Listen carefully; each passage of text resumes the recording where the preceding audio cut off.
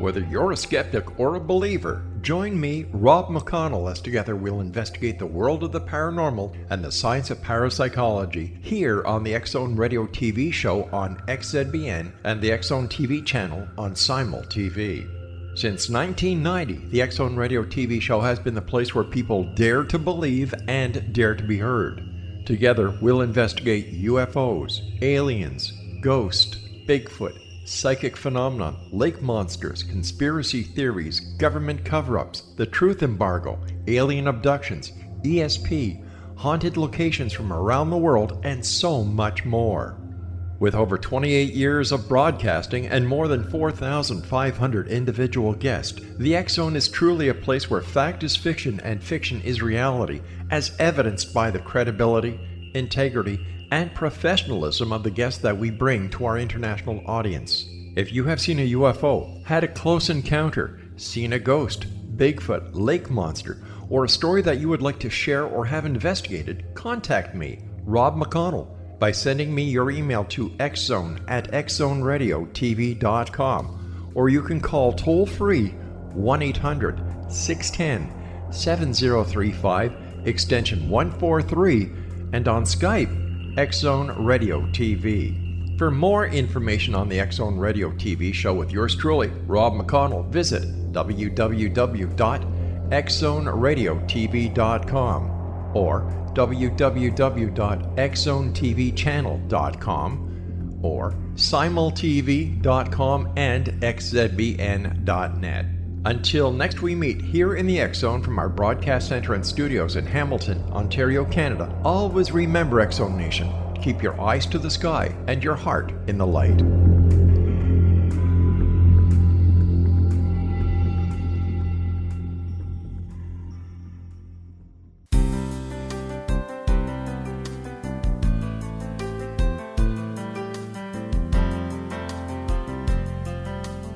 Welcome to Mission Evolution Radio Show with Gwilda Wiyaka, bringing together today's leading experts to uncover ever-deepening spiritual truths and the latest scientific developments in support of the evolution of humankind. For more information on Mission Evolution Radio with Gwilda Wiyaka, visit www.missionevolution.org. And now, here's the host of Mission Evolution, Miss Gwilda Wiyaka. Hello, dear friends. This is Mission Evolution Radio Show, where we share innovative thoughts with today's leading scientific and esoteric experts supporting the path to unity and enlightenment. I'm Gwilda Wiyaka. This hour we'll be exploring Reclaiming the Wise Ones, Evolution of Elderhood. I'm not sure how it happened, but over the ages, we've been robbed of one of our greatest treasures, the wisdom of our elders. In the past, entire tribes and clans would gather around the fire, listening to their treasured and revered elders share the experiences of a lifetime. Now, our latest, greatest, newer, the better throwaway society gathers around a television or sinks into their individual noses into a cell phone to the exclusion of all around them. As a result, the elders are disregarded, and that valuable custom has been mostly lost. How can we reclaim the wisdom of our elders? Is it up to the young ones to seek it out, or are the elders being called to redefine their purpose, remain involved, and refuse to be forgotten? With us this hour to explore the evolution of elderhood is Ron Pevny, author of Conscious Living, Conscious Aging. Embrace and savor your next chapter. For 40 years, Ron has been dedicated to assisting people in negotiating life transitions as they create lives of purpose and passion. He's the founder-director of the Center for Conscious Elderly, based in Durango, Colorado, and is a certified saging leader. Ron has presented many programs over the past 15 years for people who hear the call to age consciously. His website, centerforconsciouselderly.com. Ron, thank you for joining us on Mission Evolution. Well, thank you, Gwilda. It's an honor to be with you today. I'm so glad you're here. What is a certified saging elder? A leader, excuse me. Well, one of the pioneering organizations in helping to create an empowering vision for aging in today's world is Saging International. That's SAGE-ING.org. And the organization is Saging International. And their work is based on the pioneering work of Rabbi Zalman Schachter Shalomi, who, along with Ram Dass and a few others 20 years ago, is credited with basically starting the conscious aging movement. I've been involved with Saging International for quite a few years in various capacities. I really believe in what they're doing, and I support them. And I became a certified saging leader as a result of that involvement. They have a year-long training program that helps to prepare people to take the message of conscious eldering. They call it saging into the world. And so part of my preparation for the work that I do through the Center for Conscious Eldering is grounded in what I have learned from Saging International and in my experiences as a certified saging leader with that organization. How did you first become interested in life transitions and elderhood? Well, I first became interested in life transitions a long time ago, probably back in about 1979, I think it was, that I really found, after a dark night of deep searching and no clarity, I finally found what I was so urgently looking for, and that was my sense of calling. And that calling was to help people move through life transitions by helping them enact rites of passage. And I had the good fortune to study with and apprentice with Stephen Foster and Meredith Little, who in many ways are the people who brought rites of passage back to our modern non-native world. And so I began way back then offering wilderness rite of passage experiences to help people move through life transitions and to grow and be empowered by doing so.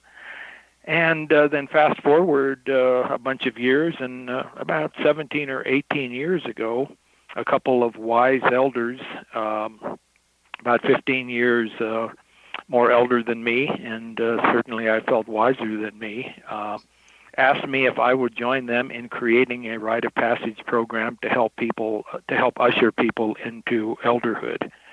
And so I joined with Ann Roberts and Wes Burwell, and we created a program called Choosing Conscious Elderhood that at that time took place in the wilderness as a wilderness vision quest for basically for people over 60. I discovered as the years went by that truly was my work. Aging is very much on my radar screen as I've come to accept that I am aging, and I see the challenges and opportunities of that. And now I'm devoting my energies as completely and passionately as I can through the work of my Center for Conscious Eldering to help people move through and grow through that big transition between midlife adulthood and that life stage, that developmental stage that I and others call elderhood. Why do you think we as a society got away from taking advantage of elder wisdom and start viewing our elders as something to be surplused? Well, I think there are a lot of reasons for that, but one of the reasons I believe is that as the so-called modern world became more and more secularized, we more and more have moved away from some of those deeper understandings of what constitutes real value in human beings. And as we became more secularized, I think we tend to it's almost like we tend to view people like the machines that have come to dominate our lives. And these machines, when they're young and new, they function beautifully to accomplish whatever they're supposed to accomplish. And but then as they get older, they tend to break down, and we just replace them. So we value newness. We value constant innovation. And I think we have come to see ourselves in the same way.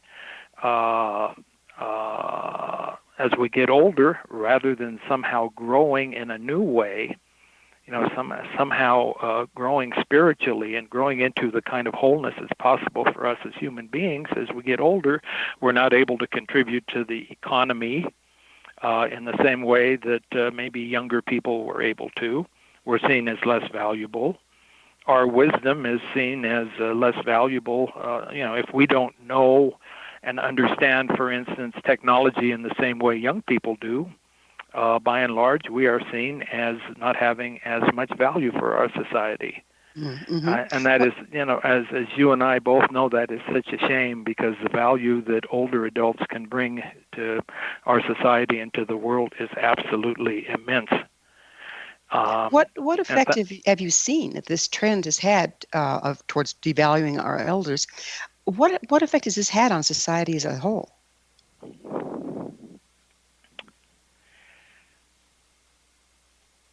Well, throughout most of history as we know it, throughout most of human history, there has been a meaningful and an important role for people of every age, people of every developmental stage in their community.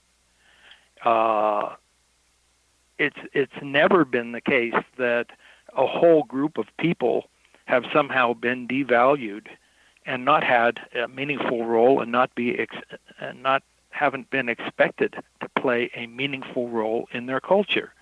And here we are in the world we live in today, where we have tens of millions, and we've all heard the statistic, 10,000 baby boomers a day are turning 65, tens of millions of people in the United States and in the so-called developed world, where there is not an honored role, there is not an expectation of service and contribution and growth. All these people not able to contribute all the wisdom and skills that have been developed over a lifetime, because there is no role for them to play to do this. And my God, with the problems that our world is facing these days, we need the wisdom and skills of everybody.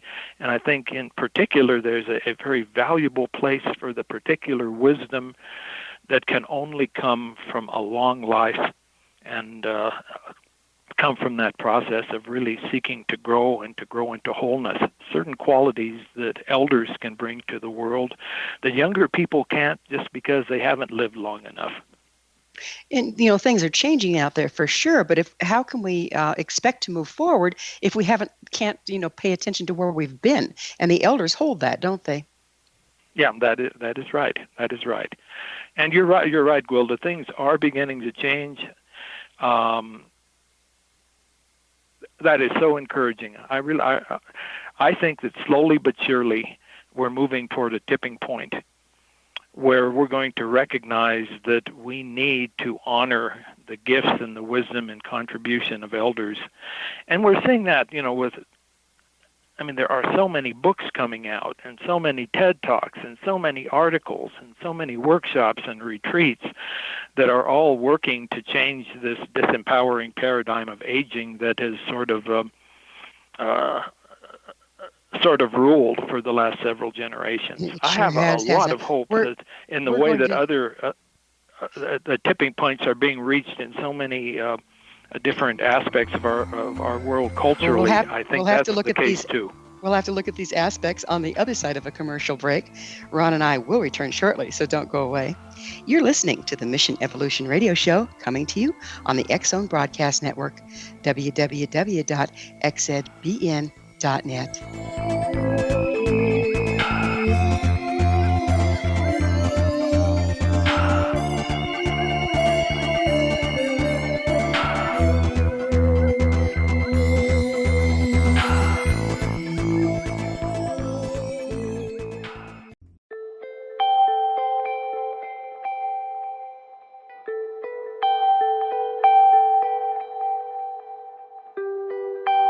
It's hard to listen to the news without realizing we're living in volatile, unprecedented times. Yet never has there been such an opportunity to transform the human condition. As old structures fail, where can we find the guidance to co-create a better way? Find Your Path Home is an ever-evolving, leading-edge information, education, and healing resource center designed to support and guide you on your path to unity and enlightenment. Based on sound principles employed by shamans worldwide, we provide techniques that can support you through the current transitions, offering online shamanic classes, international long-distance shamanic healing sessions, complimentary Mission Evolution radio episodes and Stairway to Heaven TV vignettes, seminars, retreats, and much more. All of this can be found on findyourpathhome.com. So I was watching the X Zone TV channel last night when I was abducted by aliens, and they kept repeating to me over and over again, simultv.com, simultv.com. What's simultv.com? That's what I asked them. They had it written on the side of their UFO. How do you spell that? UFO. No, I mean simultv.com. simultv.com. simultv.com. Right. simultv.com. Interesting that you were abducted by aliens in a simultv.com UFO last night. Oh, yeah? Yeah. Now that you mention it, I remember now last night I was awakened from a deep sleep. My great-grandmother was standing there. She said she'd come from the hereafter to tell me about simultv.com. She even spelled it out for me. simultv.com, sonny boy. simultv.com. simultv.com, sonny boy. Wow. Yeah. Guys, you'll never guess what my psychic guru just told me. simultv.com. Exactly. Are you guys psychic too? Of course. We all know about simultv.com. simultv.com.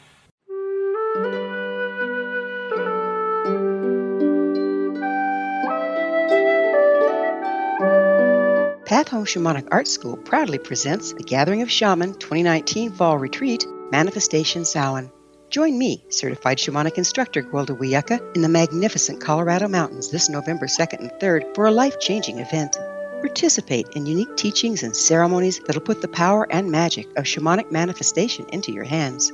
Sit in circle with like-minded individuals, sharing group energy and the power it generates.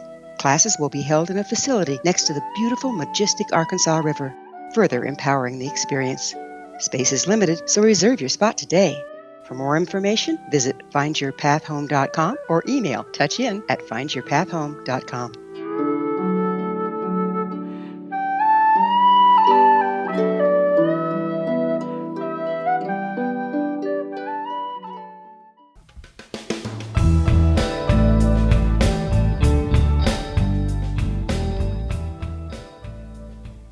Hello again. This is Mission Evolution Radio Show, missionevolution.org.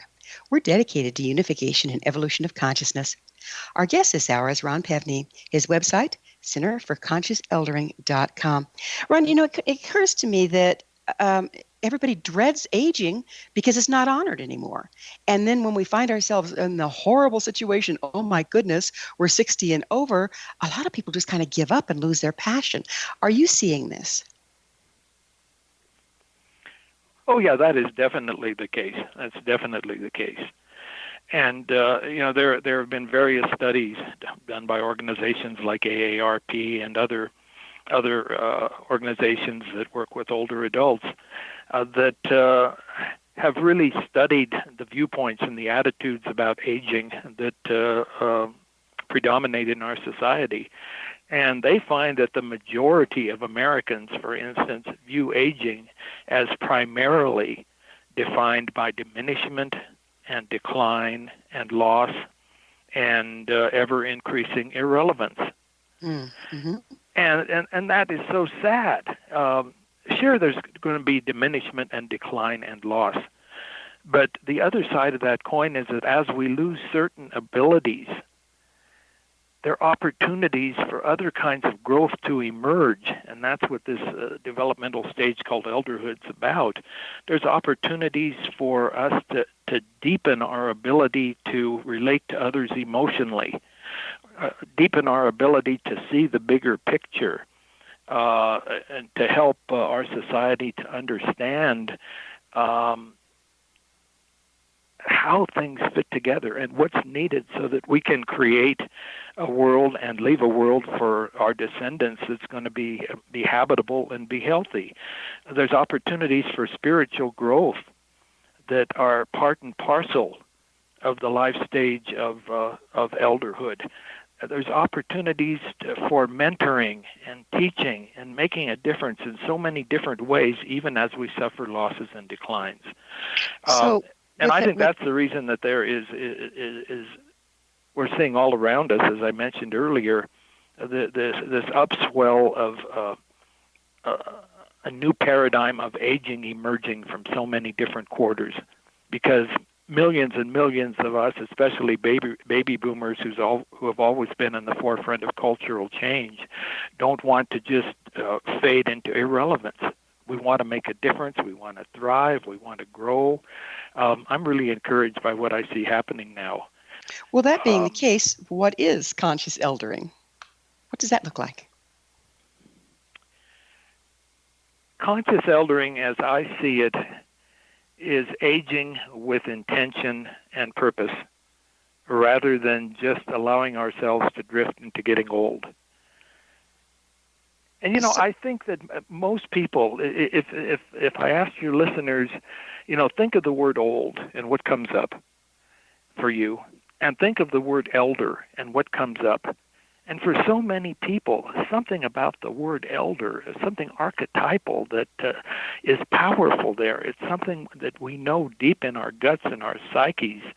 It's something that wants to emerge in us as we age, something we want to aspire to, something that has honor and meaning and purpose.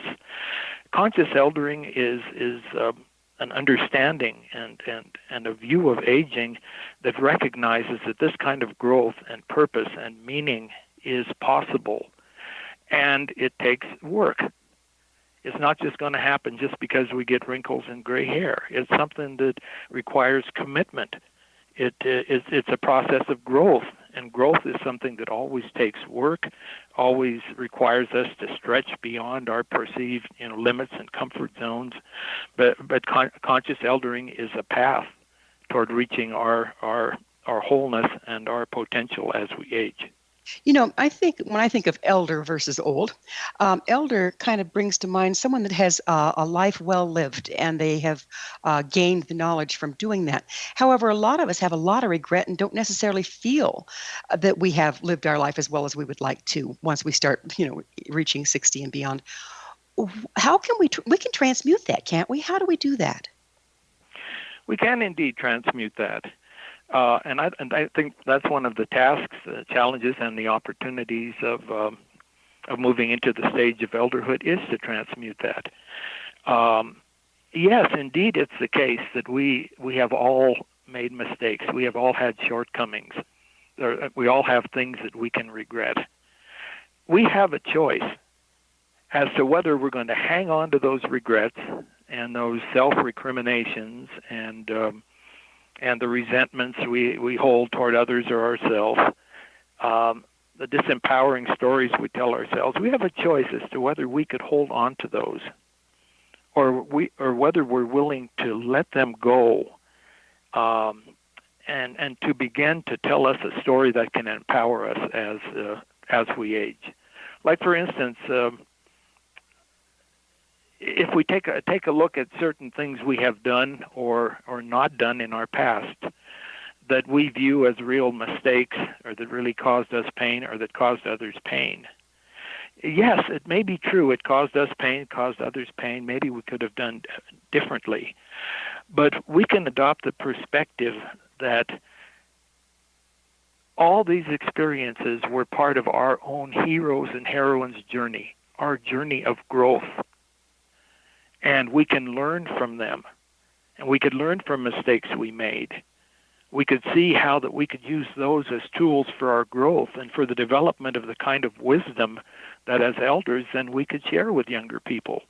Because wisdom isn't something that just happens just because we've had a bunch of experiences and gotten old.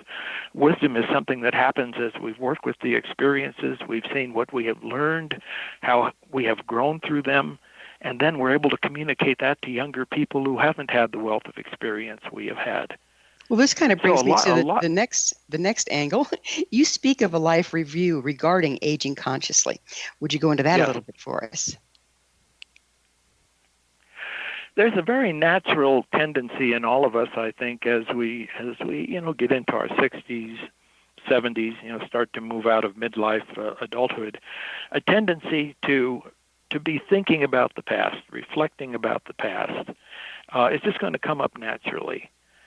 But oftentimes in our busyness, the need to constantly be active, constantly be doing, and with all the noise we surround ourselves with externally and internally, we don't give ourselves the opportunity to really take a look at the past and see what we have learned, what we need to let go of that's not going to serve us moving forward, and what we really do need to take with us moving forward. And so we could support this natural tendency toward introspection by doing various kinds of life review type of things in a conscious way. You know, like one example that a lot of people use is over a period of time, they decide that they're going to take a look at their life perhaps in 7 or 10-year segments, and look at each segment and ask themselves questions and write about what's the main thing I learned? Who were the biggest influences during that particular time in my life? What were the most meaningful experiences? What brought me the most joy? You know, what brought me the most sorrow during that time? To take a look at our lives in this whole way, we gradually begin to see our life not just as a bunch of stuff that happened randomly, but there are patterns there. There are certain things that throughout our lives we've had experiences that have helped us to learn these particular things, and that's part of the growth and the wisdom we could take into elderhood. But we don't if we don't take the effort and we just live in regret and try to forget about it, then all that wisdom and all that richness is just left behind in regret, isn't it? That's right. That's right. And the same with our gifts. For a whole lot of people, you know, I've seen a lot of older people, because I did a lot of oral history work for a while with older adults in our community. A lot of older people, as they age and are no longer in their careers and no longer, you know, being seen as relevant, a lot of older people forget the strengths and the wisdom and the gifts and the talents that have been part of their life. And life review is a way, as we age, to really get in touch with some of that nobility and that strength that we had, and to realize that that's still in us, and we could still tap that in our elder years with whatever challenges and with the opportunities that we have. I mean, if it's nothing more than saying, well, that didn't go well for me, you might want to relook at approaching that yourself to our younger people. If we don't claim and transmute our mistakes as we view them, we don't have that as a tool, do we? That's right. That's right. And if we don't have the willingness and make the effort to forgive, for instance, us and others, that's going to be just like a ball and chain that hangs around our neck as we move into our later years, sapping our energy. And doesn't gratitude fit in there too? I'm sorry, say that again? Doesn't gratitude fit in there too? If you can let go of the regret, then you can learn to be grateful, and then you own it. Yes, indeed. Gratitude is so critical, I think, in freeing up our energy to move into the fullness of elderhood, rather than have our energy somehow stuck in the past. And I think the reason a whole lot of people, as they age, you know, retirement age and above, who seem to lose motivation and lose energy, lose it because their energy is still stuck in the past. It hasn't been processed, or carrying around this ball and chain. Well, we're going to have to address the ball and chain after another quick pause. Ron and I will return to our discussion shortly, so you stay right there. This is the Mission Evolution Radio Show. We're coming to you on the X Zone Broadcast Network, www.xzbn.net.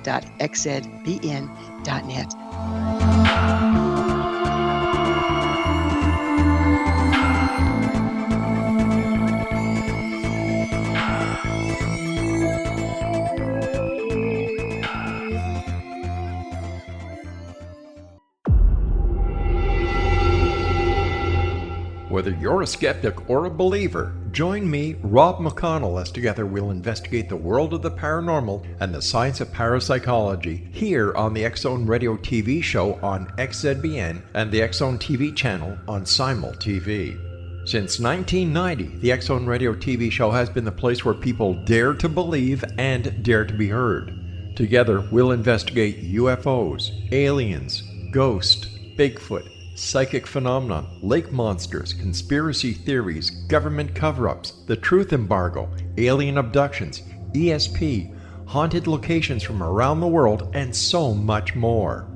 With over 28 years of broadcasting and more than 4,500 individual guests, the X Zone is truly a place where fact is fiction and fiction is reality, as evidenced by the credibility, integrity, and professionalism of the guests that we bring to our international audience. If you have seen a UFO, had a close encounter, seen a ghost, Bigfoot, lake monster, or a story that you would like to share or have investigated, contact me, Rob McConnell, by sending me your email to xzone@xzoneradiotv.com, or you can call toll-free 1-800-610-7035, extension 143, and on Skype, X Zone Radio TV. For more information on the X Zone Radio TV show with yours truly, Rob McConnell, visit www.xzoneradiotv.com or www.xzonetvchannel.com or simultv.com and xzbn.net. Until next we meet here in the X Zone from our broadcast center and studios in Hamilton, Ontario, Canada, always remember, X Zone Nation, keep your eyes to the sky and your heart in the light.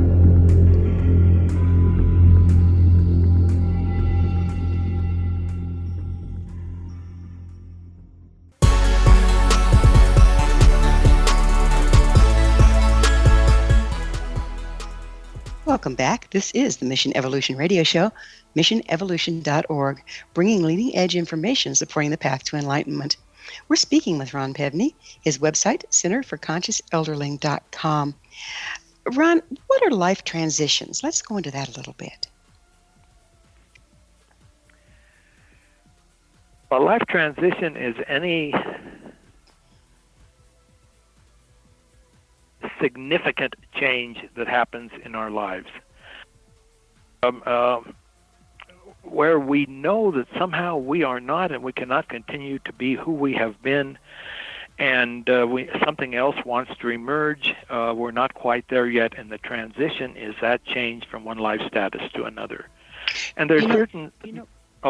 Go ahead. I was just going to say, it seems like in every indigenous culture, there was a lot of attention was given to ceremonially helping people go through these transitions, and we've kind of gotten away from that. What effect do you think that's having on us?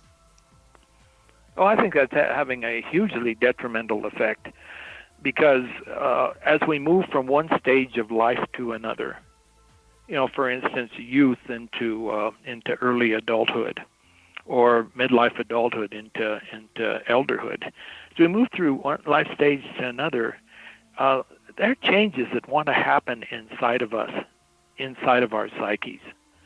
And rites of passage throughout history have always been various cultures' ways of helping us to recognize what these changes are that need to happen, help us prepare for these changes, help move us through them, help empower us, and give us strength as we move into the next stage that wants to emerge.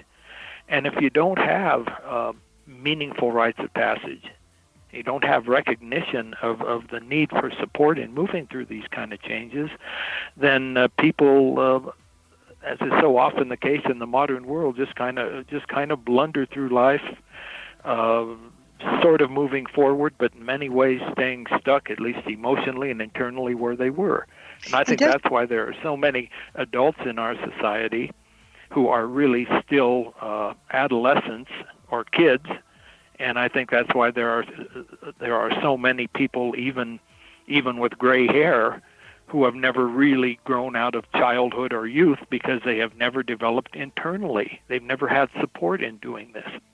Well, not only don't we get support from the outside, but what about everybody in the community acknowledging the transition? Because oftentimes we stay in our family of origin patterning. You see people go back to their family of origin and all of a sudden they become childlike because the family itself has not honored the person changing positions or ages or functions. So isn't this affecting us on all levels? Yeah, it is affecting us on all levels, and to our great detriment. Yes, it's sad to watch. And, the beautiful ceremonies and rites of passage. We have a few, we have graduate from high school or we get married, but boy, they're just not as many as they used to be. No, and you have to think about what the essence of a true rite of passage is. In I guess what you might call traditional rites of passage, it has always involved putting a person in a situation where there is real challenge, where they really, really have to dig deep to find those new qualities in themselves, those new strengths that will help to move them into the next life stage. You know, you always think of the image of the Native American young person going up on the mountaintop for 3 days. I mean, that pushed them to the limit and required them to dig deep, and they would emerge from that with having found a whole new sense of strength, having gone through that ordeal or initiation. And you take a look at what we call rites of passage these days, and my goodness, they don't require us to dig deep. I remember as a young man, 12, 13 years old, undergoing confirmation, in the Catholic Church. That was my religious upbringing, and that was supposed to be a rite of passage. But all it really was memorizing a few things from the catechism, and then the bishop coming and tapping me on the cheek and imbuing me with various spiritual qualities. It didn't require me in any way to dig deep. It was not, as I see it, a true rite of passage. It was meaningful, and it was the best we have in our society, but I don't think it's enough to take us to those inner depths where we need to go to find strength and purpose and spiritual connection to move us into our next chapters. Do you think facing those challenges and going into those inner depths kind of initiates a life review from up to that point and on? Yeah, that's all part of that process.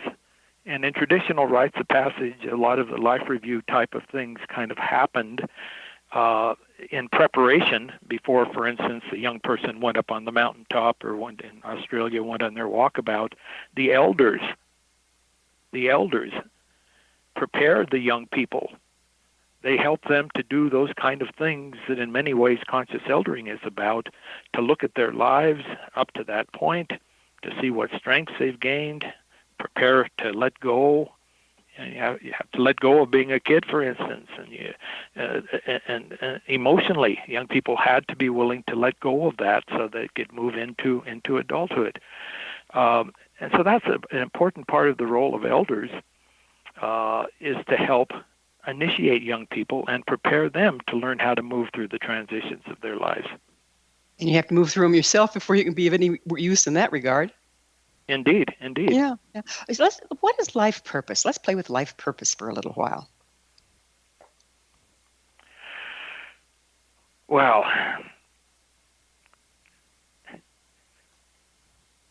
I've had the good fortune to talk with and to interview various people who study healthy longevity around the world. What makes for long lives and healthy lives.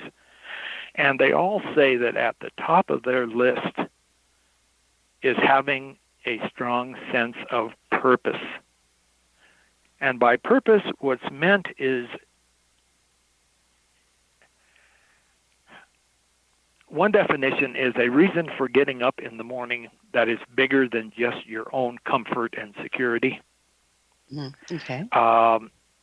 Something to aim for, something to apply our energies toward, something that is truly meaningful to us, but that also makes a difference in the world around us. I think purpose makes when I look at those people that I really look up to as models for elderhood, the kind of elderhood that I aspire to, these people all have a sense of purpose. They all want to serve. They want to make a difference. They apply their energies toward that. They are not just living just for themselves and their own comfort. And I think one of the real losses in the situation we're in now is there's this whole mindset that, we are of service. However, we're of service while we're doing our careers. But when we're done with that, then it's our time just to live for us. It's now our time to just enjoy. And certainly it's important that we enjoy as we age. But that's not going to keep us healthy, physically or emotionally or spiritually if we're just living for us. It's having a purpose of how we're going to somehow use our unique talents and gifts and energies to make a positive difference in the world. I think it is absolutely critical toward aging well. If we, by the way the society has taught us at this point, you do your career, you probably hate it by the end of it, you retire, and then you get to, live for you. But that doesn't take too long to feel pretty shallow. And then people kind of start to deteriorate around that. Have you seen that? And is that why you're saying purpose is so important? Yes, I have seen that, and that's what I constantly hear from all those people whose wisdom I really appreciate and have helped to guide me as I've gotten clear on what conscious eldering is. Purpose is absolutely necessary for well-being. And there are studies. Your listeners can maybe just do a little Googling on this, but there are studies that show that those who have a strong sense of purpose live longer, are physically healthier, have a greatly reduced risk of developing Alzheimer's, have far less depression and anxiety. Having a sense of purpose is like the most valuable asset we can have if we want to age well in every aspect of our being. How can we find our purpose, though?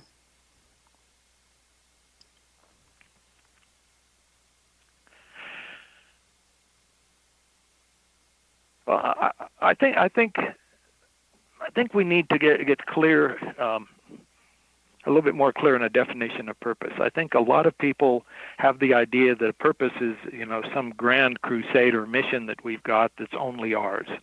And I think for many of us that is the case, that there is a special way that's uniquely ours that we can make a difference in the world. But if we don't have a sense of what that is, one really powerful mindset that we can create, and I got this from maybe some of your listeners, and you are familiar with Richard Leider, Leider, who's written many books on purpose and is considered the guru of purpose. Richard said the mindset that helps set the stage for finding our unique expressions of our gifts. The mindset is one of having our primary commitment each day, our primary motivation be, today I am somehow going to grow and I am somehow going to give or serve. Oh, we're going to take another commercial.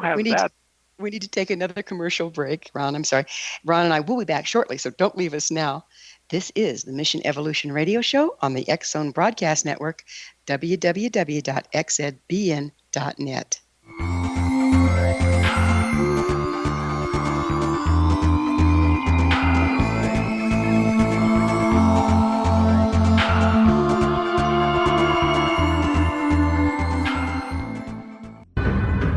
If you are looking for a safe, zero-calorie natural option to the harmful artificial sweeteners on the market today, Just Like Sugar is what you're looking for. Just Like Sugar is a wonderful natural alternative for those health-conscious people who choose a calorie-restricted diet with a great, pure, sweet flavor that tastes just like sugar. Just Like Sugar is a great natural option for people suffering from diabetes and may be useful in restricted diet programs where standard sugars are not allowed and does not cause a laxative effect of some other sweeteners. Just Like Sugar comprises a perfect blend of chicory root fiber, natural calcium, natural vitamin C, and Just Like Sugar's sweetness comes from the natural flavors from the peel of the orange.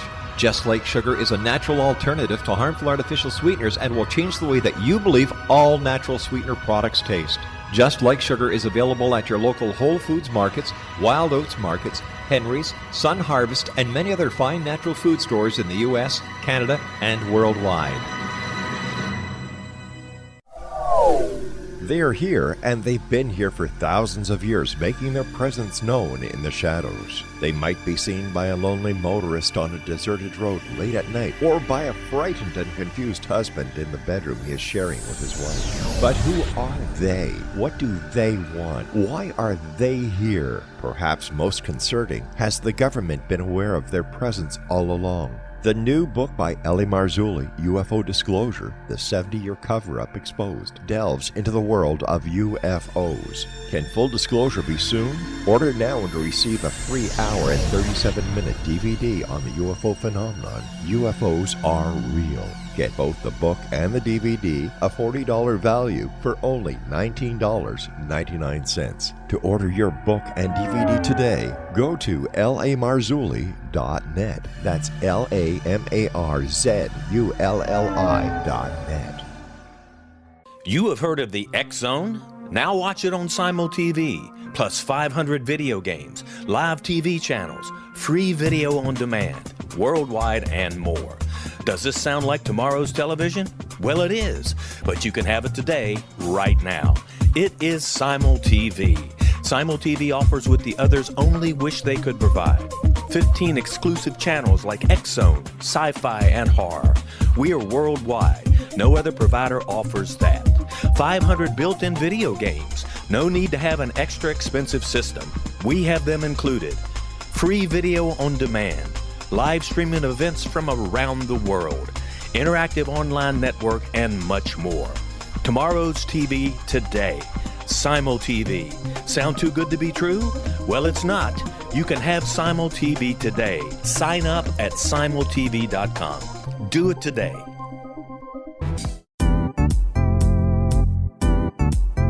Memorable dynamic presentations are a not-so-secret weapon in the business world. Do you have a powerful message that must be shared, but you haven't found a way to deliver that message? Do you want to be known as a top public speaker who gets amazing results? Are you ready to create and deliver your powerful message?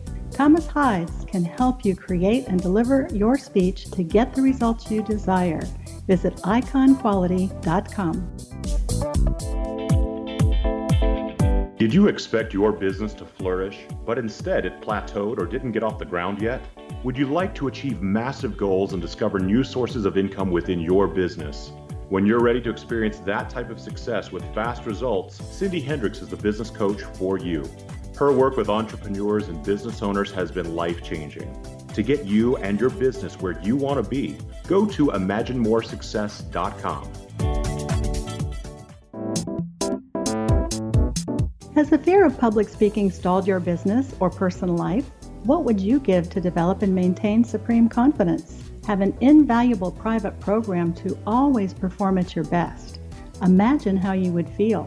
You can have all that and so much more today with Thomas Hides' life-changing course called Number One Fear Unleashed. Visit numberonefear.com and be liberated from your fear of public speaking.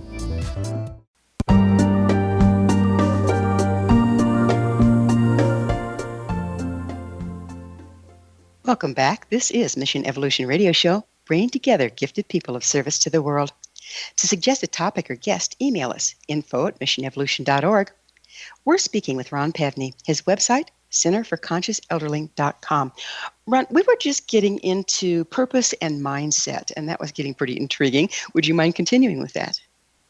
Yeah, I'd be happy to. The mindset that helps us to live with purpose and keeps us open to finding what the best expressions are of our gifts, our own unique purpose.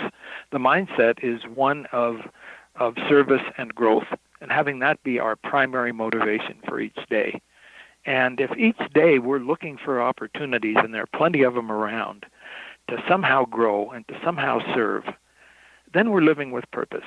And as we do that, if we pay attention, if we quiet down enough to really reflect on, okay, what that happened today somehow really seemed to bring me alive.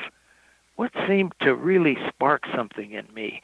What seemed to be asking me to engage more with it? Gradually, we'll find those things that really seem to have meaning for us, and we'll find we'll get more in touch with our specific gifts. Those ways of giving those gifts that bring us most alive and that make a difference in the world. Well, it sounds like we're talking about passion, aren't we? Like follow your passion and you find your purpose. But we tend to lose our passion as we age. How can we turn that one around? I think a lot of us tend to lose our passion as we age, but I don't think that that's an inevitable result of aging. I think one of the best ways to approach this multifaceted topic of passion is to really is to say that each day there are things we do that sap our energy or drain our energy or basically kind of numb us out.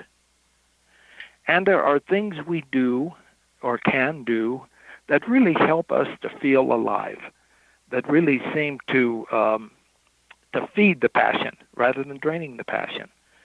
And an important part of what we teach in our conscious eldering work is the importance of really paying attention to how each day we live and what do we do to feed our life energy, which is the energy of passion. What are those things we do that kind of just drain it or sap it or numb us, and how can we change them and let them go? Just one example, the people we hang out with. Do we spend a lot of our time with people who are real drains on our energy, which saps our passion? Or do we more and more spend our time with people who seem to bring us alive and bring out the best in us, which feeds our passion? And just one more quick example. Do we spend a lot of time watching over and over fear-inducing news programs that just drain us because fear drains passion? Or do we spend our time nourishing ourselves with experiences and images and books and films and poetry and music and whatever helps to feed our energy, to feed our passion? And so a good place to start, I think, is to take a look at what do we do that feeds us and what do we do that drains us every day. You know, you speak of the importance of legacy in conscious aging. What do you mean by that? By legacy, our legacy is the mark that we leave on the world, that we leave on others. What the world's going to remember about us having lived. And a lot of people, unfortunately, think that somehow our legacy, as people often understand the term, is something we create before we retire. And I firmly believe that there is a legacy of our elder years that can be incredibly rich. The way we touch others, the mark we leave on the world, the way our uniqueness is expressed in the world during these elder chapters, that can be incredibly important. David Brooks, the columnist, writes beautifully about what he calls resume virtues and eulogy virtues. And I think when I talk about legacy, I'm not talking about the stuff you can put on your resume nearly as much as the kind of things they're going to say in your eulogy. How did you touch people? What qualities did you bring forth in the world? That eulogy, I love that piece because, this is mission evolution, right? So how does that eulogy, if we look at every day, how is our eulogy going to enhance the evolution of humankind? Can we transcend the being surplused and actually make a difference simply by having that mindset? Yes, I definitely think we can. I firmly believe that each of us has embedded in us at the soul level, and I use the word soul, some people don't use that particular word, but at the deepest spiritual level of ourselves, each of us has unique gifts and qualities that we are called to give to this world. And part of our elderhood is to come to recognize what those gifts and qualities are and how we can best use them to make a difference in this world. Imagine if all of us were in touch with that as we age, and we were giving those gifts as fully as we can. Imagine the difference that would make in the world. Imagine if we are indeed agents for conscious evolution, then each of us is helping to support this greater evolution of humanity by giving these gifts that our soul, that wise spiritual part of us knows is our contribution to this larger evolution. And that's what, to me, is the essence of what Elderhood is about, getting in touch with that inner knowing, with those gifts, and being committed to give them as best we can for as long as we can. And don't those gifts come from our years that we've lived, that we've collected, the experiences? Yes, a lot of the wisdom about those gifts, how to give them, and some of them are just deeply embedded in us. Certain qualities of compassion and empathy and intuition and bigger picture vision. They're things I think that are embedded in us that, and they've been informed by our years up to now. But now they can kind of come to their ripeness because this is the time when they want to come forth as fully as possible. That's the gift of elderhood. Are the elders being called to redefine their purpose, remain involved, and refuse to be forgotten? Indeed. More and more people are feeling that, and that's why this paradigm is changing. So many people are feeling exactly what you just said. I mean, it's not like we can expect the young ones to even know what they're missing at this point. No, but, one of the gifts of wise elders is that they can help young people to see what are the most enduring and important values and help young people to grow, help young people to get in touch with their own unique gifts, help young people to move through life transitions, share our elder wisdom. And it's a two-way thing.